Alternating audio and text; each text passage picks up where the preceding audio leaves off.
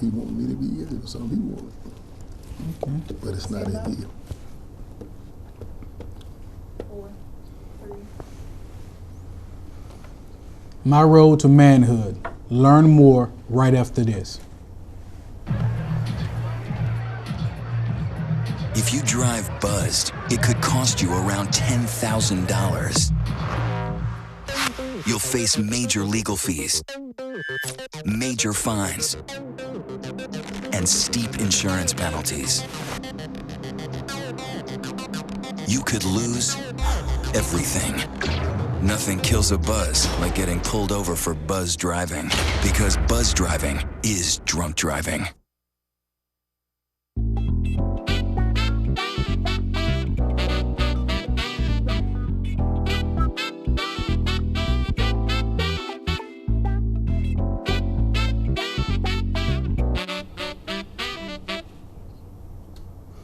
Welcome to Community Watch, Greg. Doug,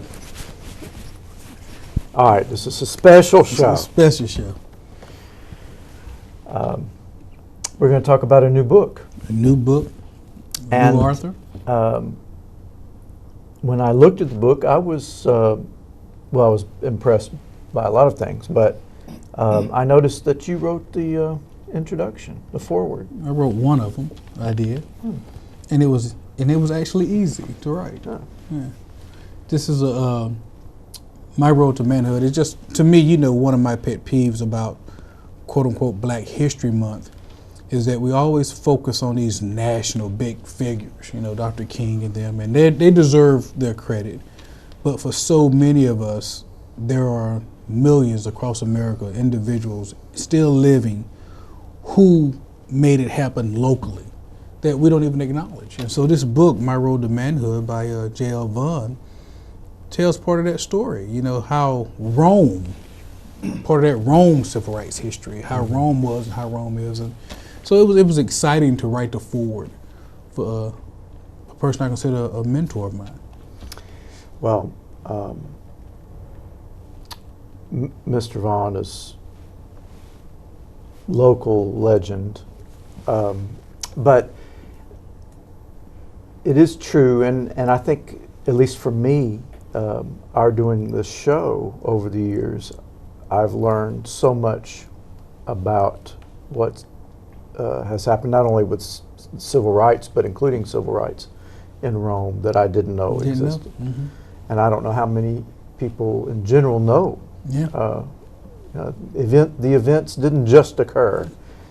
Now, I thought that at one time. I thought the South, part of the South, they saw everything happen and everybody just peacefully moved over, just changed. That's what I really thought. I didn't know about the turbulent history that so many people like Mr. Vaughn had the things they had to do to kind of force those doors open. Yeah. Well, Mr. Vaughn will be joining us after this break, talk about his new book and some of the amazing things in his life that are in it. So please stay with us. We'll be right back after this.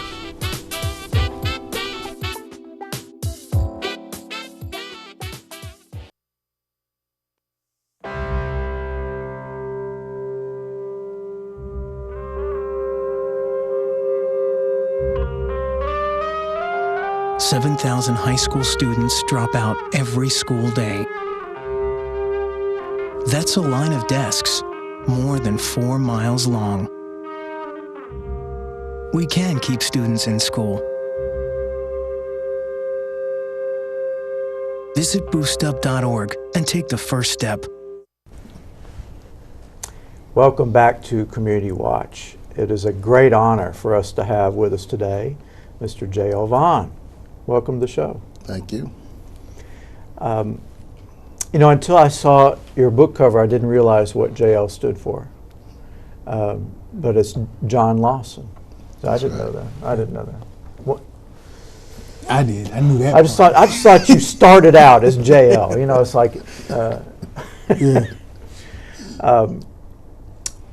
I guess the first question I have is, because I've known some pieces of the story from really other times you've been on our program in the past. Didn't know nearly all of it, of course, but what made you finally decide to put it down on paper? First of all, let me thank you, Dr. Hersher, and Mr. Swapshire for having me. I kept talking about it for a while with my family, especially my kids. And they, over time, just said, Dad, why don't you do it? Why don't you do it? I kept putting it off. So about 3 years ago, I decided to do it. And that's how it came about, because of my children. They wanted me to tell a little story about me. Yeah. Well, I'm curious too, how did you decide, of all of the things that you could have included and all the things you've done and experienced, how did you decide what to focus on? Well, I really didn't have any really point. It's just that I knew that I was raised in South Rome, what we called at the time outlaw town, if you want to call it, in that area of Rome. And I knew how I grew up there and how much fun I had as a young kid. And basically it was playing baseball. And so I wanted to reiterate that. I wanted to talk about my war experience, and I also wanted to talk about my experience at the University of Georgia, because I came along at the time where some of those things were denied as far as I'm concerned, and that's just led me on to talk about this in the book. Now, one thing that I was talking to your wife, Miss Vaughn, I said one thing about the book that I really appreciated was that I've always known you as the Godfather, J.L. Vaughn, as you say, but I never knew the young man, J.L. Vaughn. And so the book, for me, allowed me to see that younger you. And I think that was so important, because one thing you just said is that you had a lot of fun in South Rome. And even though it was outlaw town, still there was something, there was a culture there that I think sometimes there's some lapse in our communities, that even though we don't have everything, there was always a culture that was there. Right. And adding to that, of course, when we did play baseball, it's hard for you to vision it, but the streets would be lined up on both sides of Hard Avenue. They would be in trees. It was the best time. That's true. The old school that was there. They would be in trees all lined on both sides of the street. I mean, it was just fun. My father would come look, and I don't think he ever came to a football game when I was playing, and my mother came one time. She didn't come back anymore. But it was fun time. And, we didn't have the equipment, but there were some gentlemen that bought our, catcher's outfit, mask, etc. It was just a good time. Now, where was the field exactly? Right there on Hard Avenue, where it is right now. Of course, Yeah. the school that's not there now took part of that. The park is there. If you go down Hard Avenue, the park is still there. Okay. So it's the area that's right next to where Anna K. Davey used to be. Right. Well, I did not realize that baseball was such an important part of your growing up. Yeah. How did that start for you? Well, I really don't know. I was just a kid and playing on Brownham Avenue. We just take a rag and put something in it, and somebody would throw it, and we'd swing at it, and next thing I know, they had a place for us to play, and it all started out with nothing. But I guess I just had the instinct to play baseball. Let's just say I was part athletic. Part athletic. It came easy to me, you know, and it just grew over time. And we had the best team in town as far as youngsters are concerned.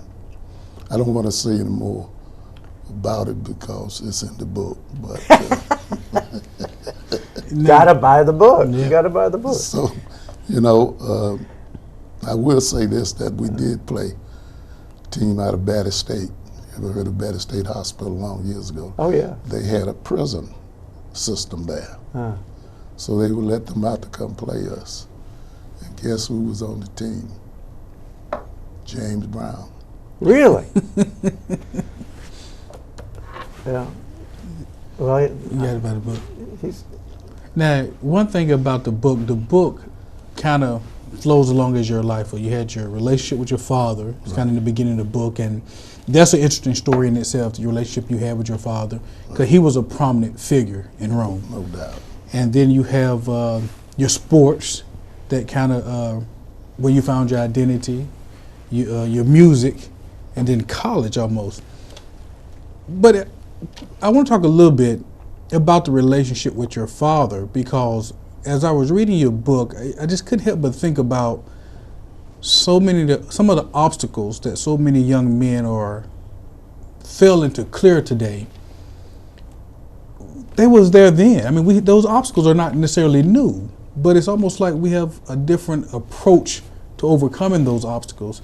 And having a father in the home, but having a somewhat difficult relationship with your father, who was a prominent man. No doubt. And that's was part of it that I couldn't understand, because if it was a baseball game, he'd be there on Hardy Avenue looking, you know. But when Sunday came, it was over. And here again, that was something I had to fight through. Even as a man going to war and returning, I still tried to respect him. And he is a legend, there's no doubt about it. For a man to be moderator of the National Baptist Convention, president for 44 years. Mm. And I remember the time that he got to those conventions by way of my mother. Lovejoy didn't have anything, you know, to send him, but he went, but they reimbursed him. Mm. And that's another part of it, Yeah. the story of, but you have the story of the man, but then you have your mother, who is really like the silent rock that really carries this whole family, even though he has the image. But she is the one that really kind of carries, it's what I took from the book, and how her silent determination is kind of what you took with you through that journey. No doubt, no doubt. I think I have a lot of her ways as far as trying to, you know, make it in life, and I looked at her, how she responded. She worked at McCall Hospital, and she told me to meet her one Saturday. And she pulled out of that little envelope about $8. You know, being a young boy, I didn't know. I just stood there, you know, $8 a whole week. But she made it survive, you know, until she moved on. But I think my thinking, I got it from my mother, no doubt about it. And in other words, she didn't give up because she wanted more. I didn't give up because I wanted more. Well, I know we're coming up on a break in a minute. You got to ask a question, because I could go all day now. Well, that's all right. That's all right. I know I want to hear some about your music history. Purple Heart. Well, there's several things we need to cover. But we're going to have to take a break here. We'll be back with much more with Mr. Vaughn, so please stay with us.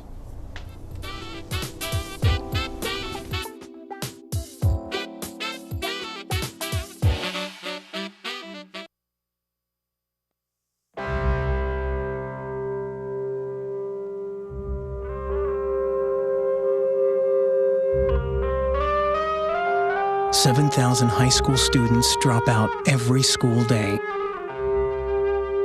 That's a line of desks more than 4 miles long. We can keep students in school. Visit boostup.org and take the first step. Welcome back to Community Watch.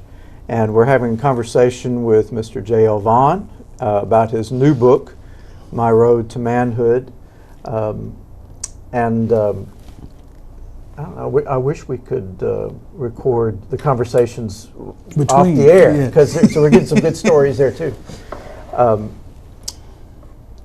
Tell me a little bit about your music history and background, because and that was something that I was familiar with Mrs. Vaughn, but I didn't realize it about you as well. Right. Well, as I said, my father was one of the instigators to get Rome High Colored Band, which was the first. And I was not thinking about band or anything else as far as music is concerned, but he was. And because of that, he asked me what kind of instrument I wanted. And I said a trumpet. And what's so ironic about it, when I got it, I wanted the saxophone. And he told me, you're going to keep what you got. But at the time, I had to go to West Rome to get lessons. So that meant that I had to ride the bus. We lived in South Rome to get lessons to play in the band.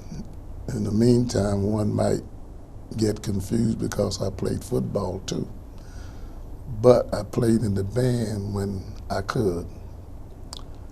And therefore, I had two things going at the time. Now, did the band play at the games? Oh, yeah. At the halftime? Like, I mean, was that the tradition there too? Yeah, yeah. So you would play in the game and play at the halftime? I played outside whenever they went someplace. Yeah. In fact, when it started in 1949, it didn't start exactly football season. So there was a break in there, you see, where we would just practice and that sort of thing. So I never did march in the band unless it was necessary. But I played otherwise. And when I went to college, then that is how I got a scholarship. A music scholarship? Music scholarship. Otherwise, no. Uh. Because I had a sister. We both finished at the same time. Because in the book, you'll find out why I repeated the 3rd grade. So when we finished together. Sending 2 kids to school is very difficult. So I got this band scholarship. Yeah. And played that year in Morris Brown. The other 3 years I played somewhere else. Now, that's after I returned from the service. Right. But your story is a full story. I mean, it's the college several times, get called off toward the whole draft. I mean, that whole draft letter, the part of the book about the whole draft letter, I mean, you could just feel, you could just feel it. Yeah. But then you go, and I do want you to talk about the part in the book when you're in Korea, and you're a Purple Heart recipient, that racism that how the troops related, because you was an integrated troop. How that talk a little bit about that experience. Well, I didn't let it bother me. It was an experience. I had no problems. The guys respected me, and I respected them. Probably because it was in a situation where we had to care for each other. I think when you read the book, you'll find that there was some questions that they asked me, and I was concerned, why are you asking this black man?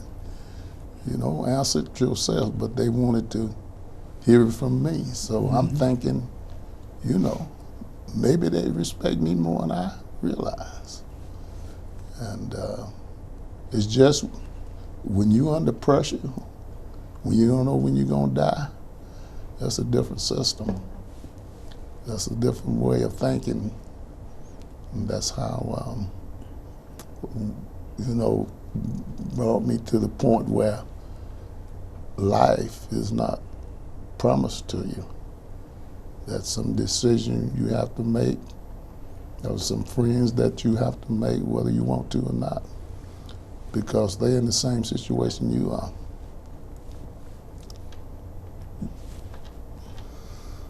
It's sort of like us. What? When you read the book, which I know you will, it's just fascinating how, as Americans, we become obsessed with race.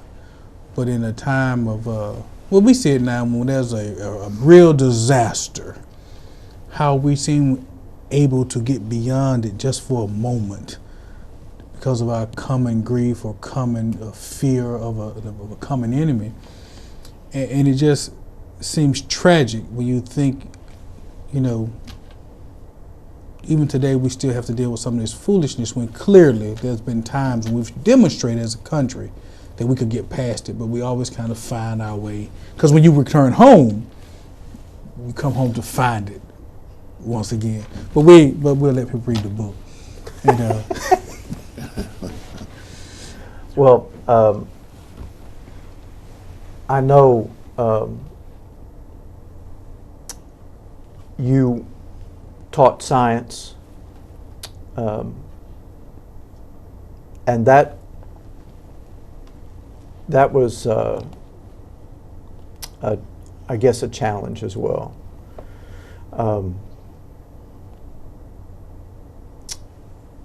Tell us a little bit about that circumstance when you were hired to teach here.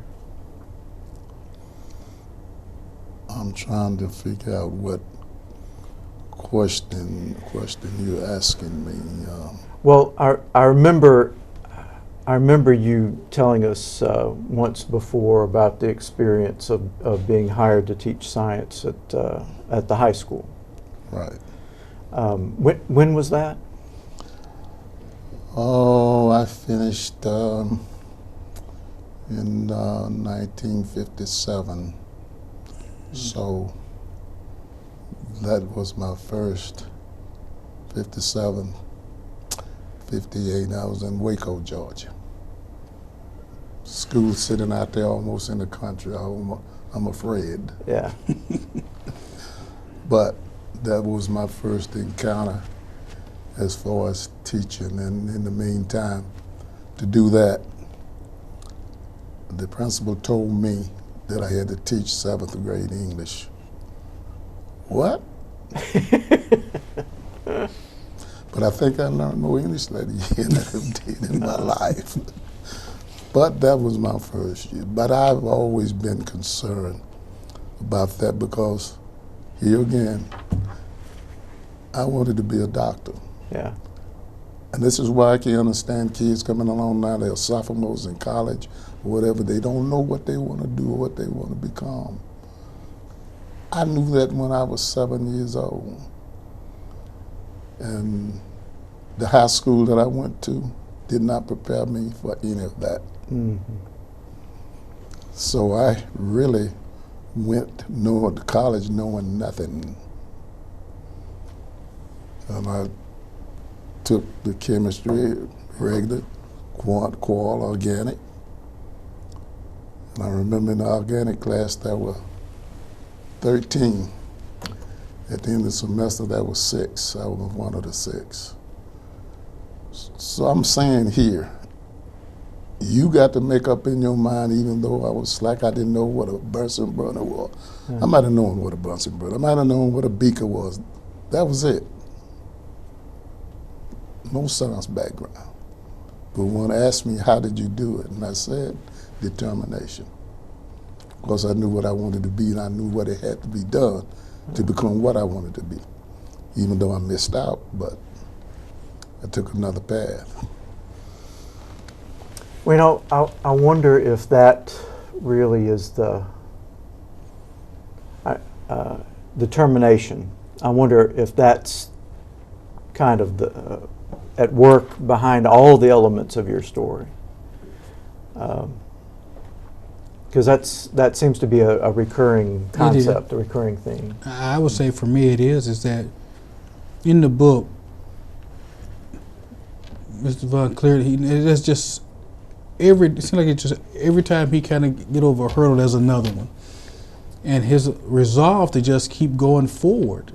And even when he becomes college educated, there's still these obstacles, you know, and that he has to confront, and that he does. And it's not just it happens. I mean, there's some course of years where he have to do some things in order to get to where he wanted to be. But and I think that's what I hope that especially young people take from the book, is that, you know, you have to be determined. You have to be determined to that path of success in your mind, whatever that is. Mm-hmm. And you just have to stick to it, because it's not going to be given to you. And I think the readers will see, you know, there's several things that just interrupt Mr. Vaughn's life that for some people that was it. You know, they hit that hurdle and that's kind of where they stayed, but he always found the resolve to just keep going back. And it's a book that I think will resonate with so many people, especially young people. Now that I think that, as you say, not even sure what they want to be. And we see this even in college. I'm not sure. You know, I don't know.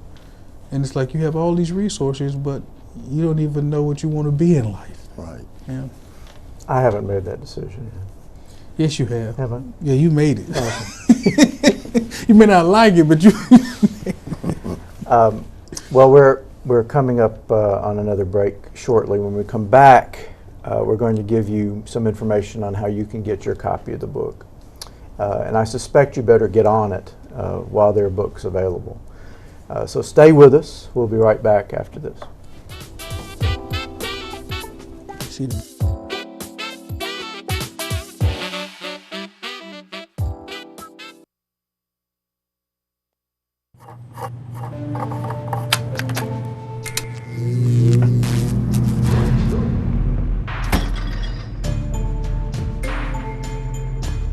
Traditional light bulbs actually generate 9 times more heat than light. Switch to Energy Star light bulbs, and you'll realize just how much cash you are really burning through. Saving energy saves you money. Learn more at EnergySavers.gov. Welcome back to Community Watch. We've been talking with J.L. Vaughn about his book, My Road to Manhood. And it's Tate Publishing.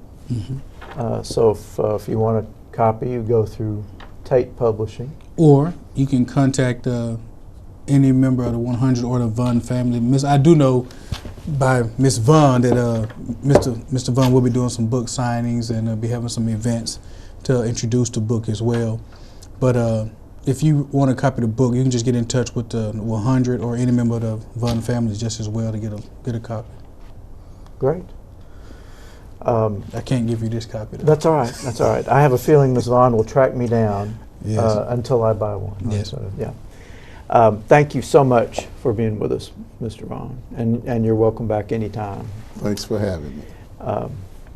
And thank you for being with us this week on Community Watch. Make sure you get a copy of this book and read it, and we'll see you next time. Bye now.